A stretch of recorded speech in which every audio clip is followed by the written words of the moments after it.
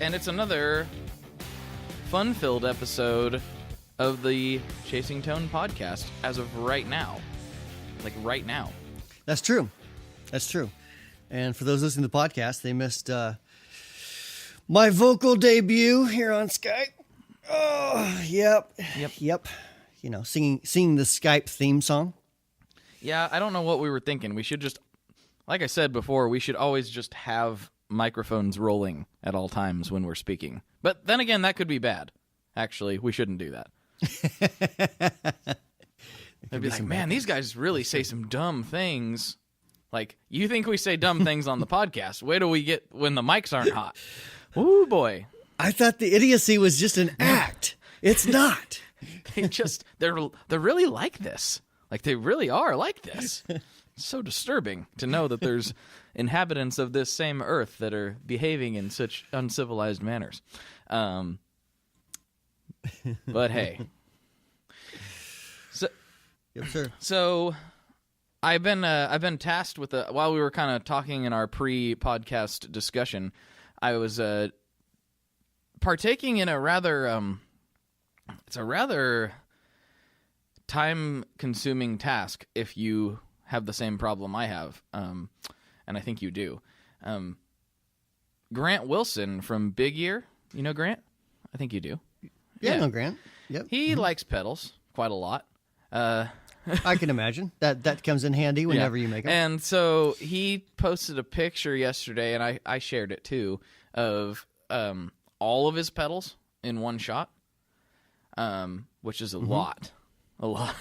He had to like get on a ladder and take a picture and all this stuff because he had them all laid out on the floor. And he's like, hey, you need to do the same thing. I'm like, he's like, don't worry. It only took me 5 hours to set up. I was like, tell you what, I'll kind of like set it up slowly, like as I'm maybe on the phone with people or doing other things, and hopefully I can get it done by the end of the day. I don't think I could allocate 5 hours to do that. I don't think I could either, which is why I think I'm gonna have to piecemeal it together. Like I said, I was arranging them as I was speaking with you, off of recording. So, yeah. Oh, That's not what I was doing. No, you weren't at all. That's true. I was working on a YouTube. Yep. It's like multitasking. I'm not very good at it, but I find that I have to do it all the time. Like, all the time. I hope I'm getting better at it, but it's just, I know that I'm not. But arranging something in a grid-like formation that's already shaped like a square box is not too terribly brain taxing, so I was able to do that while we were chatting. So yeah, that's true. Unless you have some like really oddly shaped pedals or something. Then I do have a Roger Mayer Octavia, which is shaped like a spaceship, which I haven't put in that grid yet. And a few other things. I got a satellite amps Eradicator that's kind of weird shaped too. Not a. I haven't checked out that one. It's a real nice tube drive pedal, which I don't normally like that much, but I really like this one a lot. So you don't normally like tube driven pedals? Not normally. Not the ones I've played. They and so I should back this up a little bit with saying like I don't know if some of the ones I played were actually using the tube. You know what I mean? So yeah, little secret, but not so secret. Some of the tube-based pedals aren't using the tube at all. They just light it up. Just throwing it out there. Yep. In fact, there's been some improvements here in the past couple of years. Like I think Friedman just came out with a couple tube-based pedals, and if I recall right, they are indeed running high voltages. So they are actually using the tubes as you would normally use a tube. Yeah, I played the fuzz. I think. Was it the fuzz? Yeah. I'm not losing my mind, I don't think. I was playing the fuzz. Yeah, he's got a fuzz. Is it tube driven as well? Yes, I believe it is. Now it's been it's been a good minute since I've tried it, but I remember how like thinking like, man, this is like a fuzz distortion type of thing. You know, like it was Hey, that's my name. Stop taking my pedal names. Sorry.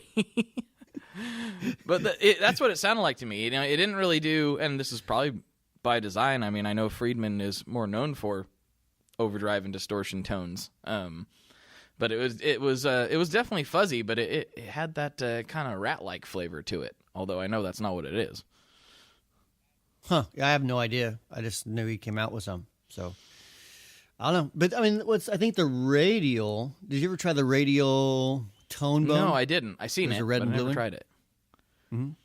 I like those. Now they weren't using the tubes as as gain multiplication, so they weren't using it like you would normally use a tube. But they're running a distorted signal through it, which kind of warmed it up. And then I think they later went on to release a version without the tube. Okay. And so I actually kind of like those a bit. They're pretty cool. Yeah. For distortion pedals. I mean, I don't really like distortion pedals that much, but yeah. What do you know about distortion pedals? Not very much, but I'm still learning. Give me a little bit. I'll figure this stuff out. Yeah, one of these days, Brian, I feel like you'll come out with a real decent dirt pedal. I've been thinking about it. Oh, man. So, Speaking of tube bass pedals. Oh, tell me more. Check this out. So this past week, here in December of 2017, I released a video that kind of became a bit controversial. Oh. Yes, I did. So I had built a TS9 / TS808 tube screamer on my breadboard, and I put the changes that would make it go from TS9 to TS808 on a switch. And so I did a blind test for the YouTube audience. Right. To say, let's guess which one is which.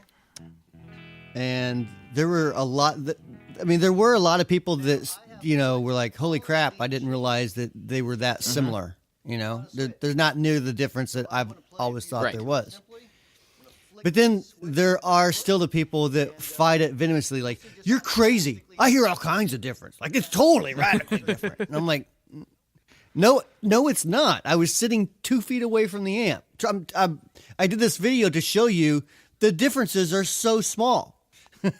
And it can be explained by pretty basic stuff. A slight change of impedance and a little bit different of a high-pass filter at the end. I wonder if it's like... it's not, maybe you need to do it with like hard data, like on a scope or something, and like you don't understand, Blake.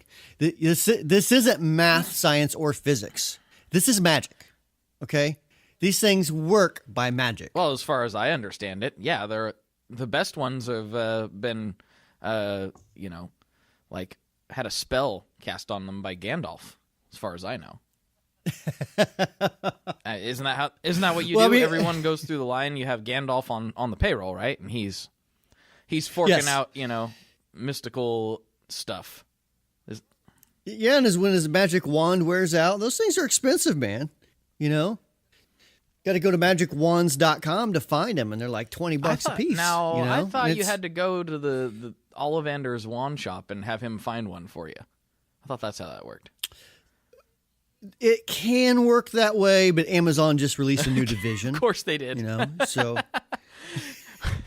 Amazon Wand Division for the exactly. for the wizard in your life. They were trying to think, what else can we take over here? We haven't done anything with magic wands. Let's try that. What are we gonna do when Amazon Basics come out with like guitar pedals? Amazon Basic Green Overdrive. Oh no. Because all the Amazon Basic stuff that I've tried has been pretty good. That's true. It put me out of a job. And we can have it teleported to your brain in 10 minutes. Oh, yeah. That's probably... If there was money in guitar pedals, then that would probably happen, but there's not.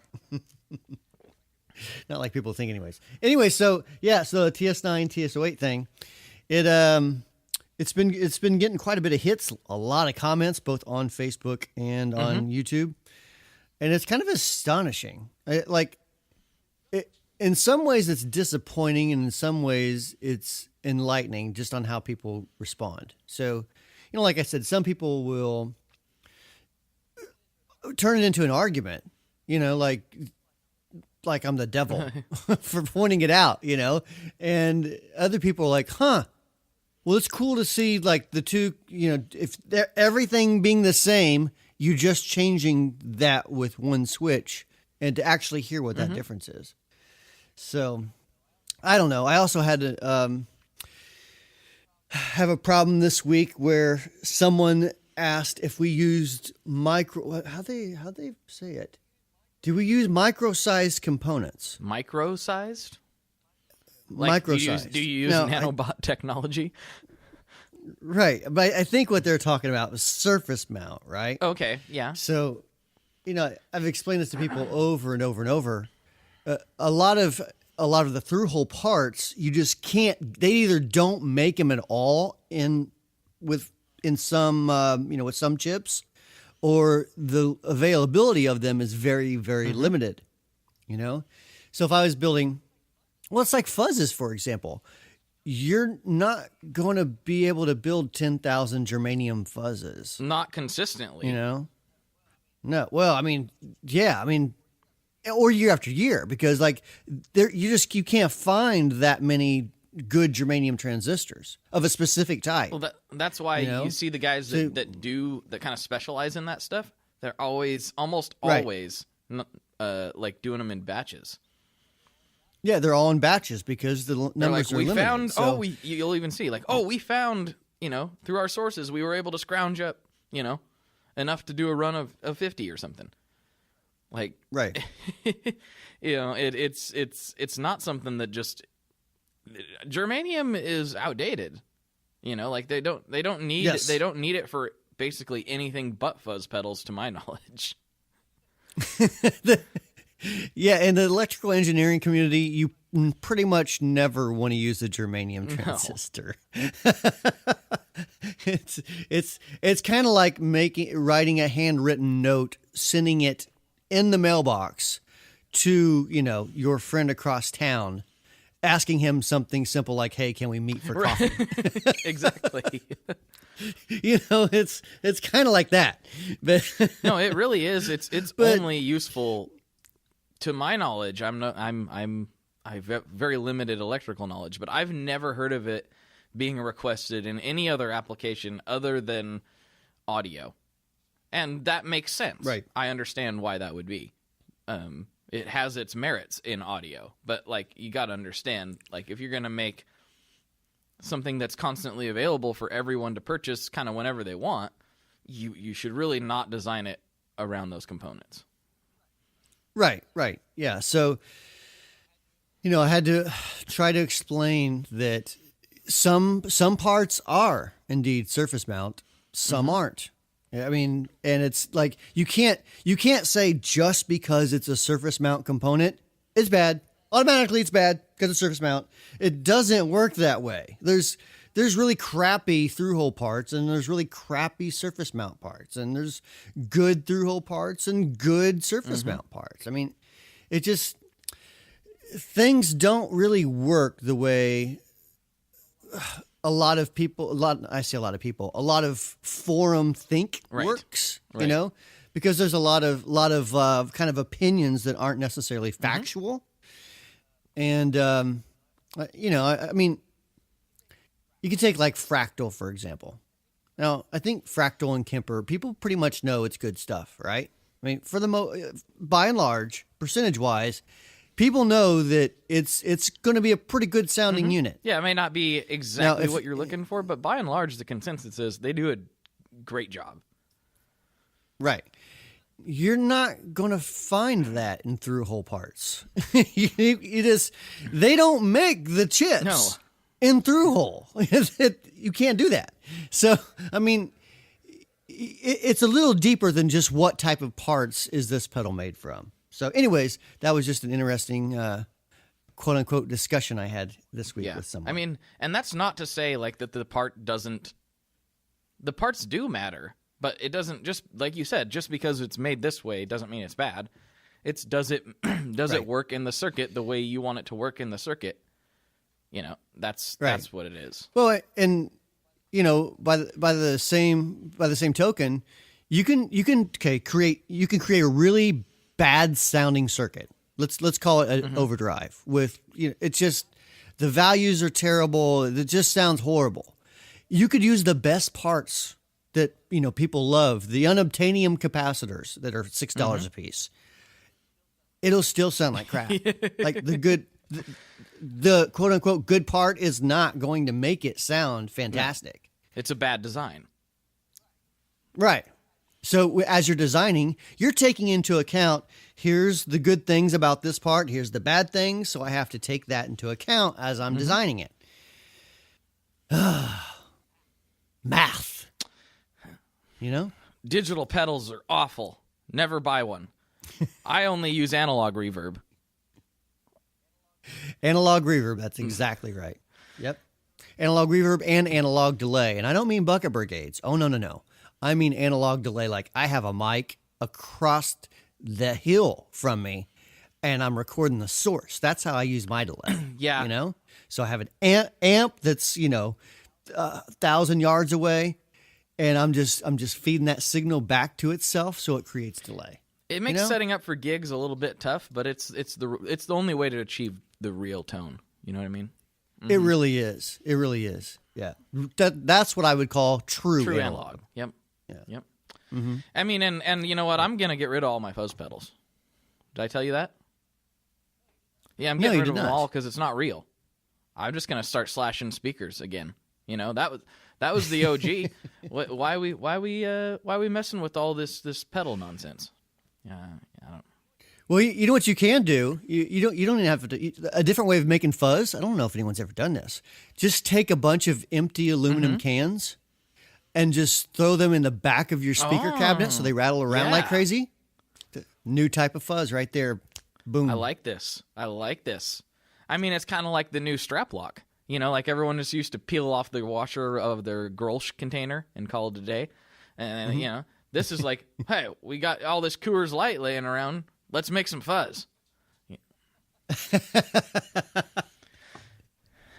Exactly. The Coors Light fuzz. Yep. That's your next product.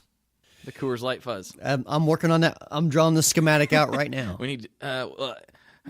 What's a Coors Light fuzz? Well, how big's your amp? It's going to determine. The 412 has a lot more fuzz than the 112. I'm just saying. You just ship a large box of empty Coors cans to somebody. That'll be $400, please. Oh, that's fantastic. So you were telling me you started to allude to something before we were talking. What was that? I forgot. And you're like, I'm right in the middle of this heavy project, but I can't talk to you about it right now. No, that was what I was talking about. We already talked. Oh, that was it? It's not heavy. It's just time consuming. Oh, well, that's disappointing. No. That's just time consuming because, well, if you're sick like you and I and Grant and everyone else that is in this industry pretty much, you tend to have a lot of pedals, like a lot of pedals. And so for me to like you said, it took Grant 5 hours between setup and teardown just to get that shot. I'm estimating that it won't take me quite that long, just simply because everything's kind of within grabbing distance. But it'll take a good bit of time. And it's as someone said when I shared Grant's picture. Someone said, "Oh, look, your mental illness is on display." I'm like, yeah, kinda.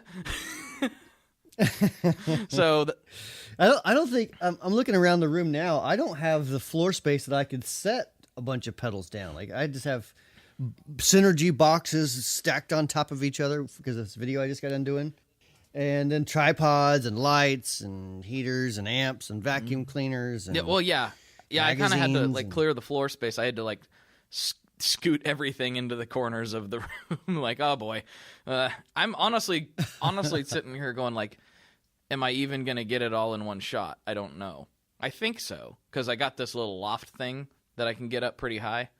But I don't know for sure that I'm going to be able to fit it all in one shot, which is, I guess. You need a fisheye lens. Yeah, that would work. Yep, sir. Amazon has those too. For your iPhone? All right. Yep. Time to hit up old Mr. Bezos again.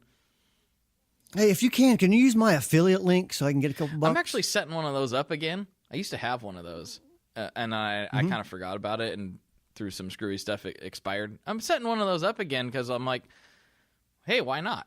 You know? That's what I'm thinking, man. I mean, it's not like I have advertisers beating down the door to be on a gear podcast, you know? No.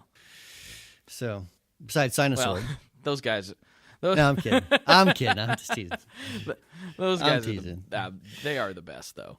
I'm just saying. They are. Well, I mean, they're great guys. I can't say they're the best cable because I have other friends in the cable industry, and that would just, I can't take sides on that one. I'm sorry. But they are great people. Yes. And they make a great wonderful product. people, and yes. Since they sponsor my podcast, I can say I think they're the best ever of everything all the time. But seriously, I should probably plug this on my own show, but I'm gonna plug it on this one too, since I think I've been on long enough that I can plug stuff sometimes. Is that okay? Sure. Yeah. Sure. Why not? At NAMM, I think we're gonna do another pizza party. Andy and I are talking about that, so keep the lookout on the internets and the podcasts, because we're gonna try to do another pizza party with the Sinusoid boys. Fingers crossed that can all align, but yeah. And maybe you can come this time. It depends. What day is it? We're still figuring it out. Well, you got to figure that stuff I know. out, We have a phone call scheduled for next week to analyze said pizza party. What? Are you going to discuss what type of food you're going to have? We're going to discuss where and how the pizza will be injected into the craziness that is NAMM. I see. Sounds like fun. Yeah, I wasn't invited last year, so I wouldn't know. You told me you couldn't come. Because it was like in the middle of the day on Friday or something. Oh, yeah, I can't do it in the middle of the day. It was a lunch. Hey, I know there's a bunch of people at your booth here, but hey, you got like 3 hours we can go kill some beer and pizza? I mean, come on, man. You got people that can run that. Amanda just loves it when you leave her at the booth. She loves it, right? Yes, she does. Yes, because she loves talking about guitar gear. She knows all about it. She really does. She does, and it's her passion. It is her passion. It is funny, though, because she's been around it long enough. By the way, anybody that doesn't know, Amanda would be my wife, in case you're wondering. So people will come up and say, so, which one sounds more like the Brown sound? And she's like, that's like the Pinnacle Deluxe. But it's got like an active 3-band EQ on it. If you don't want a pedal as a tube screamer type boost, then you probably want the Pinnacle Standard. Like she knows all about it. She just doesn't care. She doesn't care between the sound of I don't know, Eddie Van Halen and Brad Paisley. Yeah, Brad Paisley. Sure. Yeah, she could care less the difference of sound. And that I found that's kind of funny too, just by nature of what we do. My wife's like she's starting to like know some of the lingo, like we're about something that she has kind of just no, you know what I mean, like no interest in. Like it'd be like me learning about I don't know, knitting needles or something, or just something I just have no interest in. Right. No, I get it. I mean, my wife actually has the superhero cape business where they make, she actually makes superhero capes for kids. And, so I've had to do a few things with her regarding it, but personally I have no interest between, do you like this color blue satin or this color blue? And I'm like, yes, they're both fine. That's the best blue. It's a tremendous blue. Right. There is no better blue than that blue. So you got to go with that one. So I totally get it. I mean, it's just, luckily we don't have to go to any textile conventions or anything like that. Not yet. So not yet. I'm not, and she's warned me. She's threatened me. She's like, one of these days we're going to go to a textile convention. You're going to see what it's like for me when I go to NAMM. No, I, actually, when I went to, Fear the Riff, in New York, like whatever, I forgot when that was, in the fall sometime. My wife came with me and she's like, I think I could probably hang out there for a few hours. I'm like, I bet you don't, because she didn't need to, she wasn't like helping. She was just kind of hanging out, being nice and supportive, and very, and as she always is. But she was in there, for, I don't know, 20 minutes, like initially. And she's like, yeah, I'm a jet. So I'll see you a little bit later. She came back and hung out for longer, after she had explored, Williamsburg and found all the cool vintage shops and stuff. Then she's like, all right, I'm gonna come back now at like the end of the day. And she hung out. But it was just kind of funny because I was like, I don't think you're gonna want to, like, you're welcome to hang out. I don't think you're gonna want to. She's like, no, I can hang out for a few hours. And she's like, yeah, I gotta go. This is not for me. Just a bunch of sweaty dudes talking about reverb. Germanium transistors. What is that even? Yeah. But I was she's and I think you have the same thing. Like, she's amazingly tolerant of my eccentricities. Yes. Yep. Yeah, very true. And unfortunately, my wife has has kind of been forced to take part in the business. So she doesn't have a choice sometimes. She's like, she's like, every year, do I have to go to NAMM? Like, really, I really have to? Yeah. Yes. I need your help. I need you to help me there. She's like, all I do is pass out shirts anyways. Yes. I can vouch for that. She handed me a shirt last time. I'm like, if you don't pass out the shirts, that means I have to. Or pay someone to pass out the shirts. Therefore, you are now the shirt passer outer. It's a nice shirt. I know I've said it before, but I like that shirt. I wear it all the time. I've been working on some new shirts, actually. Mm-hmm. I have to show you the shirts when I'm done, and I'm trying to think of some new things to do. So are we gonna get hand sanitizer again? I do have some left. Yep, I have some left. Yes. So I'll bring what I have. I don't know when these run out if I'm going to do it again or not, because it's kind of, it was a joke at first, and now it's just expensive. It is kind of doing those things. Like, you wouldn't think that it would be as expensive as it is, but when you're not buying like tremendous volume, like. Oh, we bought like 4,000. Well, I mean, that's a lot, but I'm thinking, like, in order to get the cost way down, you'd have to buy like 30,000. Yeah, you'd have to buy a pallet full of and them. That's when it comes into like, when people are like, it only costs XYZ. It's like, yeah, but you had to buy a lot in order to get the cost down to XYZ. Same thing goes for guitar pedals and pretty much anything that's produced. Yeah. So. Well, and that kind of leads me to another thing that I wanted to bring up, which is someone on our Facebook group asked, I forget the exact questions, but it basically was this. He said, a tremolo circuit's pretty simple, maybe 2 knobs.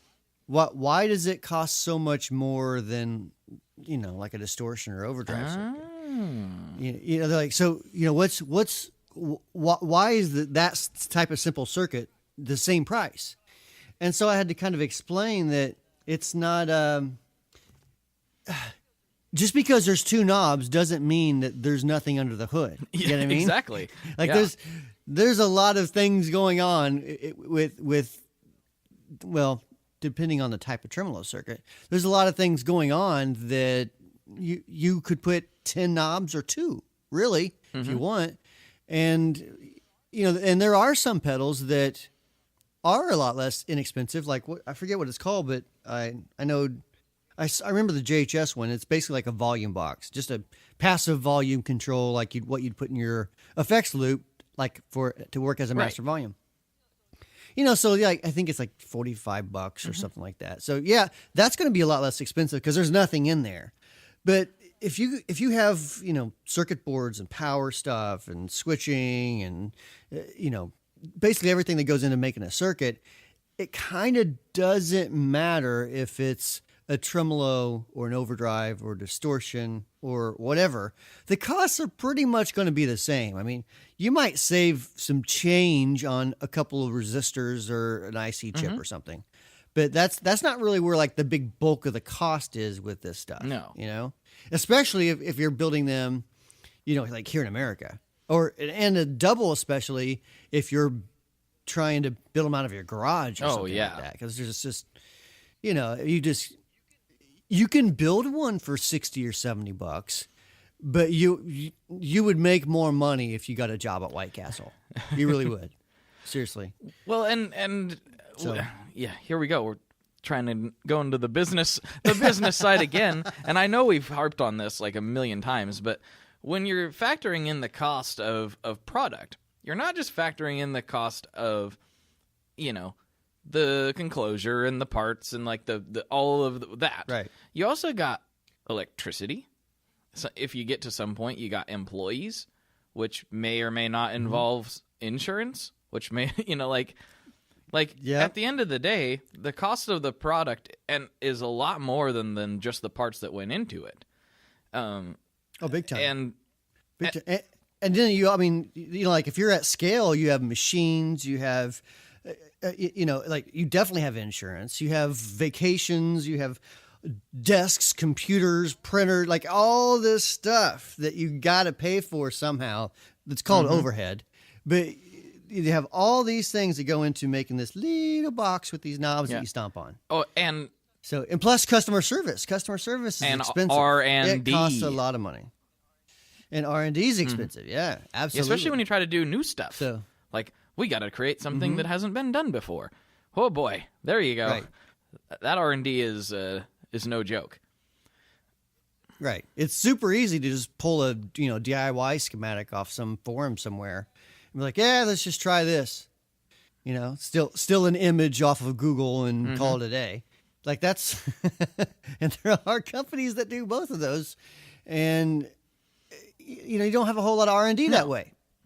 I don't like that. Just wouldn't ever sit right with me doing it that way. And there's nothing inherently. Well, I don't know. I don't like the whole using DIY stuff, but like if you've got an agreement or whatever, a lot of people start that way, which is okay. But like don't pass it off as something it's not. Right. Don't build a tube screamer and be like, dude, this is totally a Marshall in a box.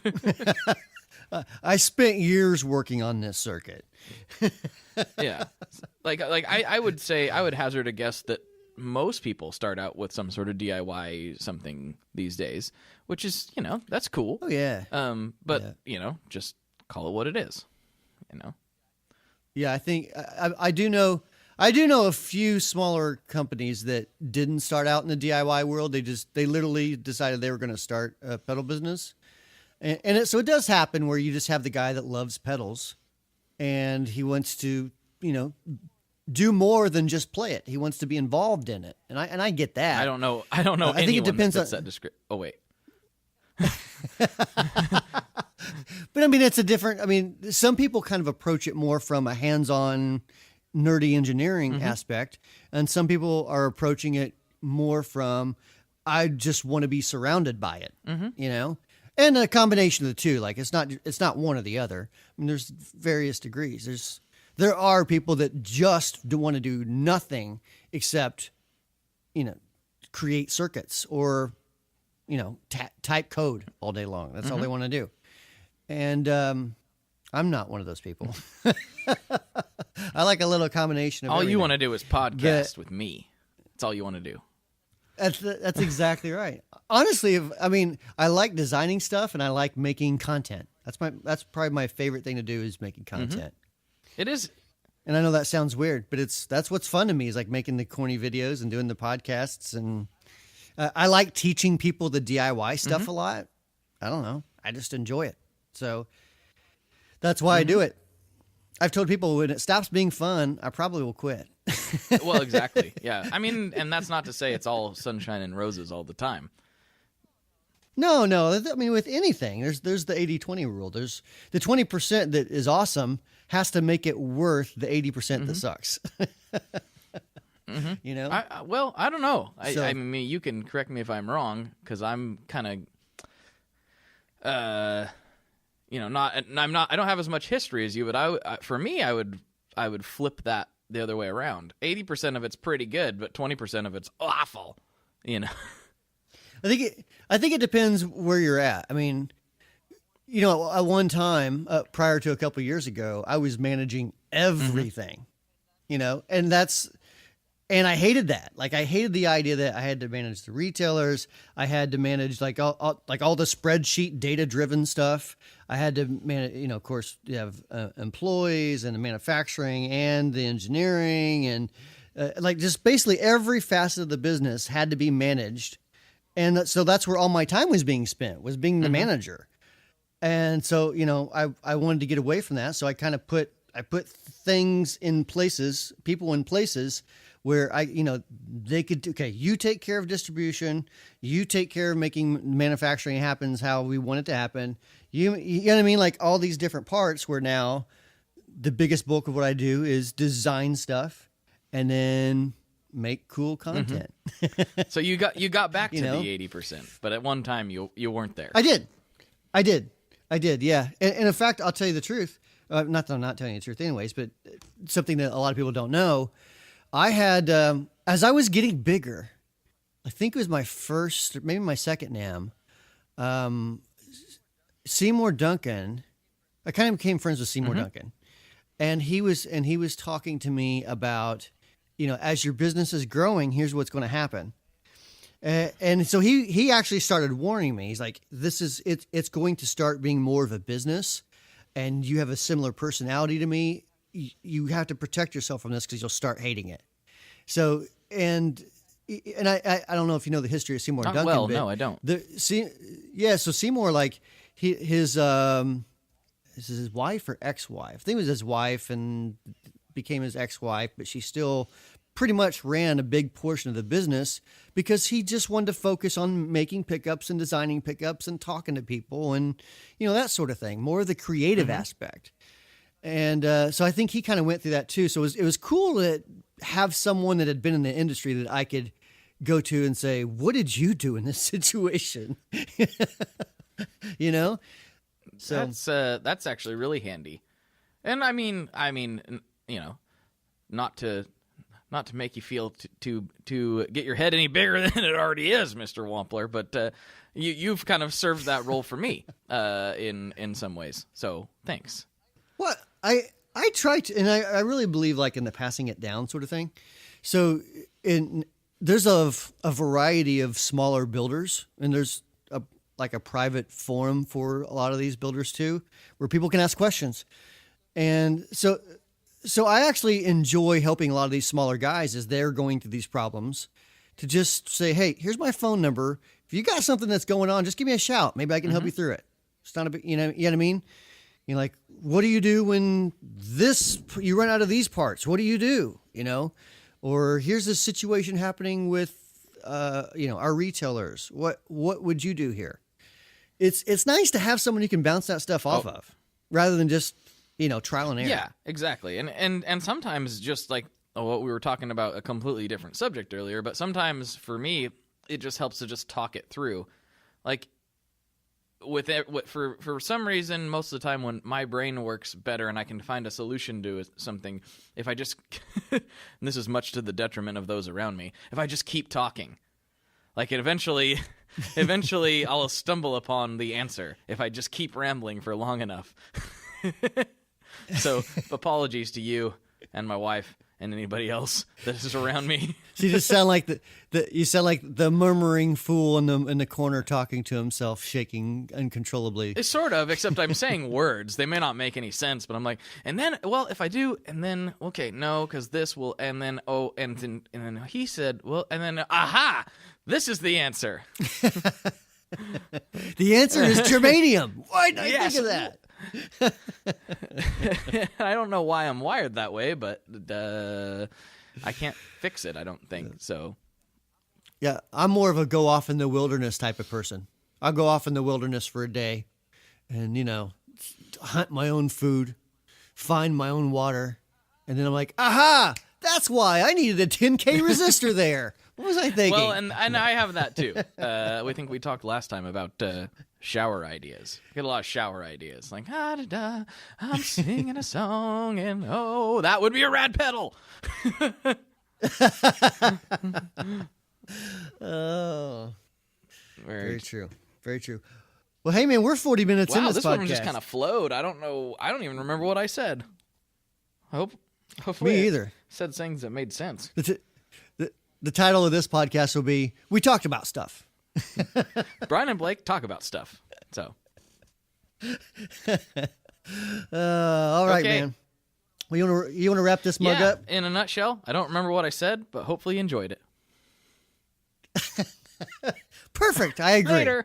Thanks so much for listening to the Chasing Tone podcast. Hope you really like it. If you have any comments or questions, you can always email me at podcast@wamplerpedals.com. Also, something else that not many people know, if you would rather leave a voicemail message on our voicemail, we can use that as an audio file for the podcast as well and have you on the podcast. So if you have any questions that you would, rather than type it out, just want to talk, then call 765-352-8626 and we can get your question on the show. So everyone have a great Christmas. This is our Christmas podcast today. Have a great Christmas and we'll talk to you next week.